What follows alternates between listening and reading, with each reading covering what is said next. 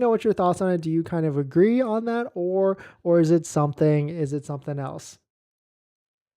But in this next topic, a little bit of a PSA, and this is really if you're buying a used Tesla, please be aware of this battery scam that it seems to be going around. And because we don't want you to get scammed out there, we don't want you to buying a Tesla is already so much money already, even on the used side. So just be aware of there could be a certain mishappenings that could be happening with people selling these Tesla vehicles and maybe pulling a rug over you. So we'll talk about it. But if you're just joining in, my name is Dennis. I love talking about Tesla hacking, as I like to call it, but basically just getting the best deal on Tesla at the best financing rate. So definitely hit that subscribe if you're interested. And today's video is actually sponsored by my Patreon link down below in the description if you want to support the channel, but more on that later. All right, so let us take a look at this. So definitely be aware. Shout out to Jason Hughes on Twitter for posting this.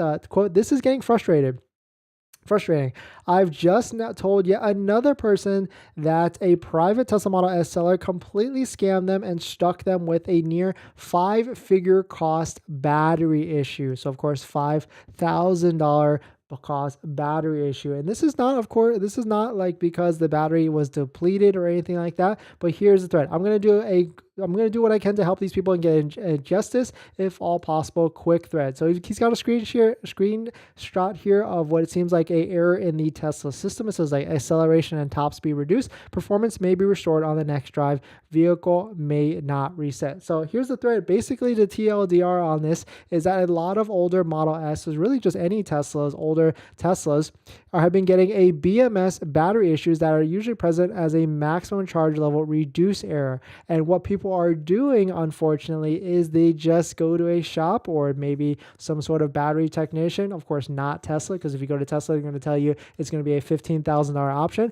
But if they went to another shop, that the other shop will just hit the reset button, kind of like a check engine light clearing or something like that.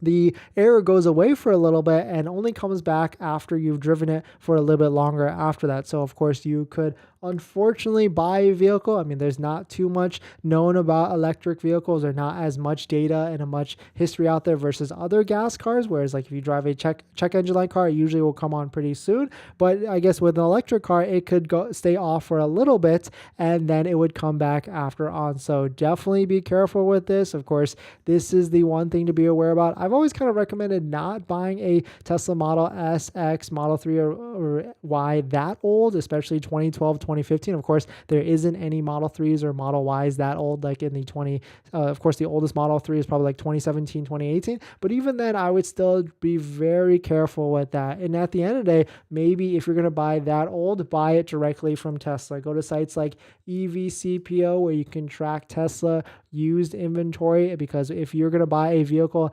that old from Tesla, at least you get like a little bit of extra warranty, so you could drive it for a little bit. If those issues start to come back up, you could bring it to Tesla and they would be able to fix it for you with their limited warranty and all that stuff. So right now, here's an example. There's a Tesla Model 3 on Tesla's website. It seems like it's got pretty high miles, almost 100,000 miles, but even this one is only a 2020. So you still will probably have, you won't have any of the original 50,000 mile warranty, but you will get that extra 1 year, 10,000 mile warranty from Tesla. And of course, there's also the battery and drive unit limited warranty as well. But definitely some pretty interesting stuff, something to be aware about.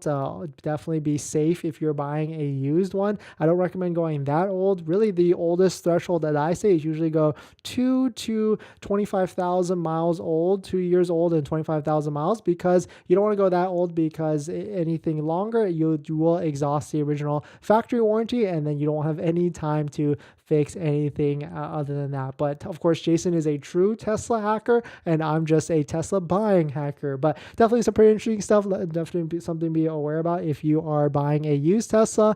And always at the end of the day, like even with the federal tax credit and all that stuff, a new one usually isn't that much more, especially now with the price of a Model 3. If you're just taking a look at Model 3 or Model Y, They're very, very close, so it's almost worth it to kind of step up and pay that extra $1,000 to $2,000 for a brand new one. Model S, I can understand because there's probably really old Model S's in like the $30,000 to $40,000 range, but the technology of them, like what I'm saying, like the screen inside and all the big iPad and all that stuff, you definitely don't want to go too old because then it gets very laggy at the end of the day, and you don't really want to mess with it with any sort of screen technology issues with that. But definitely some pretty interesting stuff. Let me know what your thoughts on it. We're going to jump into our next topic, and of course we will get to the live stream chat at some point, but before we do that, this video is sponsored by my Patreon link. Down below in the description is a Patreon link, so definitely check it out if you want.